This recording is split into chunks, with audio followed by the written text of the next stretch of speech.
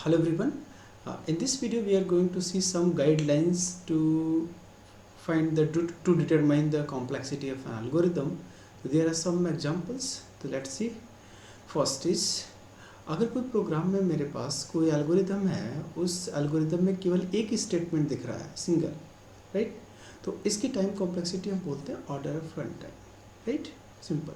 This is the basics, building blocks, you can say basic guidelines to determine the complexity. See, ये single statement है तो उसकी time complexity constant time होती है, ठीक है? सपोज करें अगर मैं बोलता हूँ write a program in C to find the to calculate the simple interest if PRT, principal rate and time given to you, and find the time complexity of that program. तो उस algorithm की time complexity क्या होगी? Simple constant time. क्यों? क्योंकि आपने simple formula apply किया, simple calculation P into R into T divide by 100. Simple statement, ठीक? तो constant time. Second things, now listen. Suppose एक फॉर लूप है आपके प्रोग्राम में, एक फॉर लूप यूज किया जा रहा है. देखिएगा, ये तो वेरिएबल डिक्लेरेशन है, ये स्टेटमेंट है, इसकी टाइम कॉम्प्लेक्सिटी कितनी हो गई? Order of one time, constant time. But इस स्टेटमेंट की टाइम, ये स्टेटमेंट तो यही एग्जीक्यूट होगा ना, इस स्टेटमेंट की टाइम कॉम्प्लेक्सिटी डिपेंड कर रहा है कि लूप कितनी बार चल रहा है. तो ये लूप कितनी बार चल रहा है? एन टाइम तक चल रहा है. तो ये एन टाइम तक चल रहा है, तो you can see order of N time. अगर मैं दोनों को ऐड करूँ, order of one plus order of N time, तो finally you can say order of N time. ठीक, simple. Actually you can say like this one. अगर ये constant time है तो ये कांस्टेंट टाइम मान लीजिए सपोज करिए C1 हो गया, और इसका कांस्टेंट टाइम, अगर इस स्टेटमेंट का कांस्टेंट टाइम ये भी C1 ही ले रहा है, तो C1 into N time, C1 into N. तो C1 इसको ऐसे लिख सकता हूँ, C1 प्लस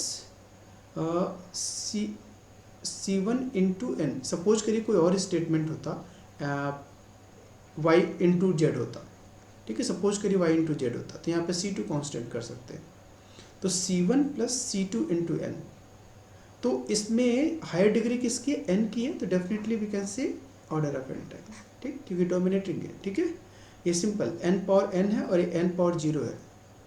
तो हम लोगों ने देखा था बिग O नोटेशन की डेफिनेशन में, राइट, कि this is a shortcut, right? Now third वाले केस में अगर आपके प्रोग्राम में नेस्टेड लूप आता है तो क्या होगा उस टाइम पे? तो इसकी टाइम, अगर मैं सिंगल इसकी बात करता हूँ, इस ब्लॉक की, ये है ये ब्लॉक की सिंगल, इसकी कितनी हो जाएगी? ये स्टेटमेंट सपोज करिए मेरे, इसकी टाइम, इसकी x इंटू जेड कर लीजिए, राइट? इसकी टाइम कॉम्प्लेक्सिटी कांस्टेंट टाइम में C1 है, ठीक है? और ये कितनी बार लूप चल रहा है? इनर लूप n टाइम तक चल रहा है, ठीक? ये n टाइम, आउटर लूप भी n टाइम चल रहा है. तो आप ऐसे लिख सकते हैं C1 into N into N, right? तो इसको लिख सकते हैं C1 n स्क्वायर, राइट? अब आइए इसका देख लीजिए, एक फॉर लूप चल रहा है इस ब्लॉक में.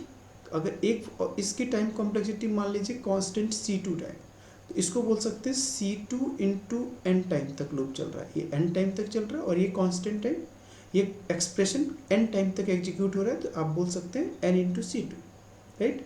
ओके. और ये वाला स्टेटमेंट सपोज करें x डिवाइड बाई जेड होता फॉर एग्जाम्पल, तो यहाँ पे हम C3 ले लिया. तो फाइनली अगर मैं तीनों को ऐड करता हूँ तो इस टाइम पे क्या हो जाएगा?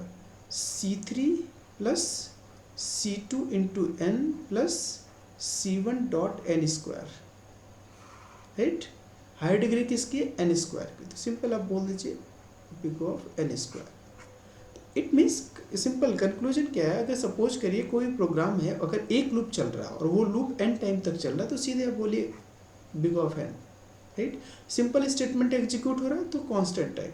अगर उसमें दो लूप चल रहे हैं तो एन स्क्वायर, ठीक, राइट? सिंगल और स्टेटमेंट है तो वन टाइम.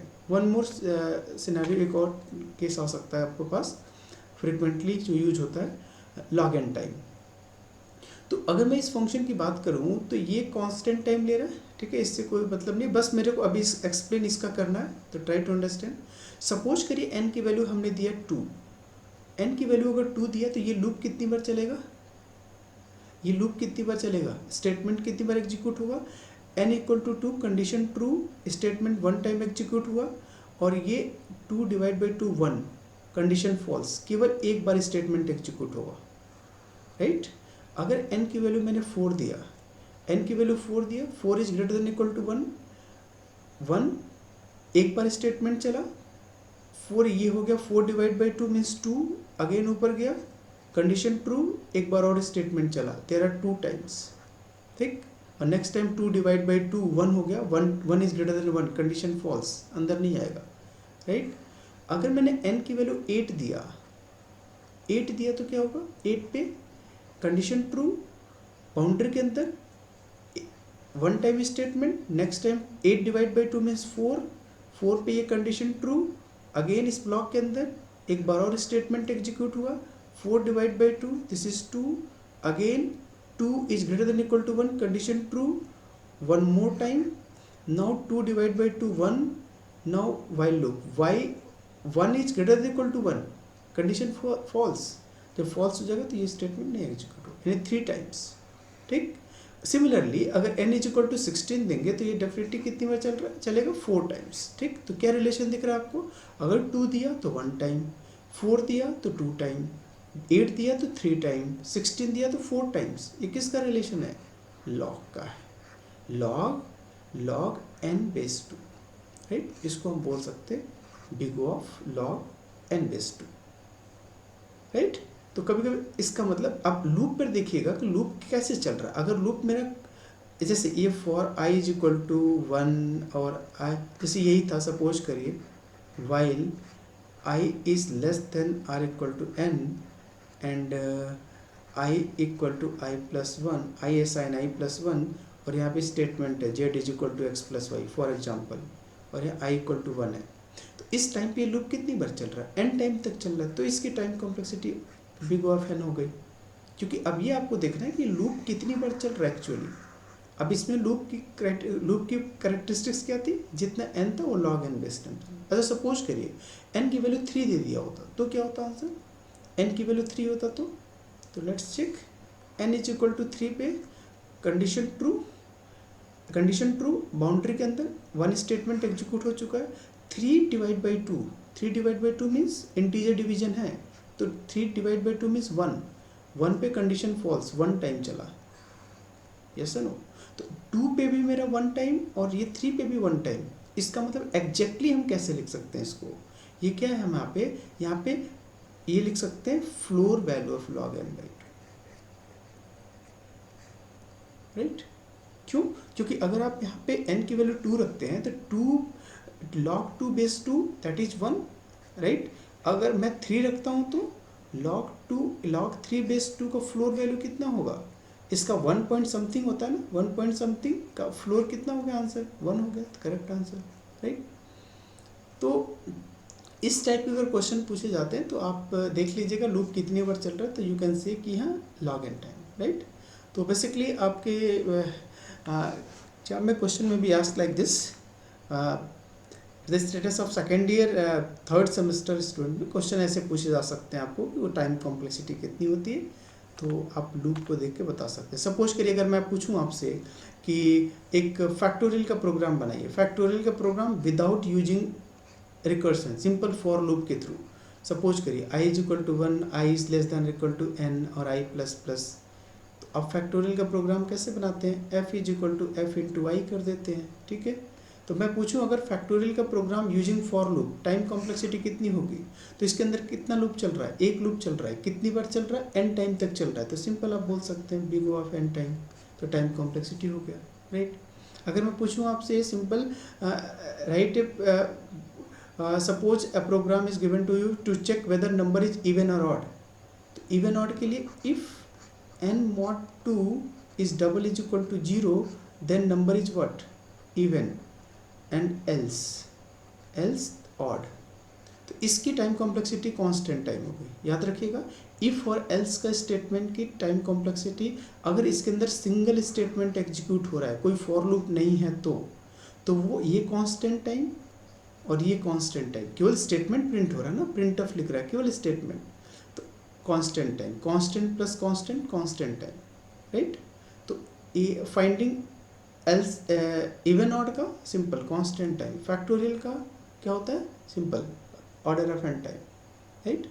और कोई क्वेश्चन? सपोज करिए अभी पीआरटी का देखा हमने, कोई भी क्वेश्चंस ले लीजिए, सिंपल। तो आप ऑब्जर्व करिए कि इसमें कितने फॉर लूप चल रहे हैं। जैसे मैट्रिक्स मल्टीप्लिकेशन का पूछता हूँ, मैट्रिक्स मल्टीप्लिकेशन में कितने फॉर लूप्स लगते हैं? तो अगर आपने मैट्रिक्स मल्टीप्लिकेशन का प्रोग्राम बनाया होगा तो there are 3 loops, 3 loop use करते हैं, ठीक है। अगर 3 लूप यूज करते हैं और ये मेरा स्टेटमेंट है, तो ये n टाइम तक चला, ये n टाइम तक चला और ये n टाइम तक, तो finally n into n cube हो गया। तो you can say like this, ठीक है, बिग ऑफ n क्यू। तो मैट्रिक्स मल्टीप्लिकेशन का time complexity big of n cube, right. तो simple, very easy, simple questions आप you can solve like this, ठीक है। Yes, linear search, linear search में आप देखिएगा एक लूप चलता है, राइट, एक लूप चलता है। जब लूप एक चलेगा तो कितनी टाइम कॉम्प्लेक्सिटी? n टाइम, तो ऑर्डर ऑफ n टाइम, ठीक, ओके। बाइनरी सर्च में आप लूप चलाएंगे तो उसमें हाफ हाफ होता जाता है, डिवाइड होता जाता है, और वो डिवाइड इस तरह होगा जैसे ये चल रहा है इसमें, ठीक है। तो जब हाफ हाफ होने लगता है तो उसमें हम जनरली देखेंगे कि उस टाइम पे हमारे पास लॉग एन का कॉन्सेप्ट आ जाता है। तो बाइनरी सर्च की लॉग एन टाइम, राइट। तो प्रैक्टिस इज मोर रिक्वायर्ड। अगर प्रैक्टिस करेंगे तो आपको थोड़ा सा बेसिक्स आइडिया हो जाएंगी इस पर, टाइम कॉम्प्लेक्सिटी कैसे निकालते हैं, ठीक। तो राइट, ओके। तो if any doubt please write in comment section, and thank you for watching.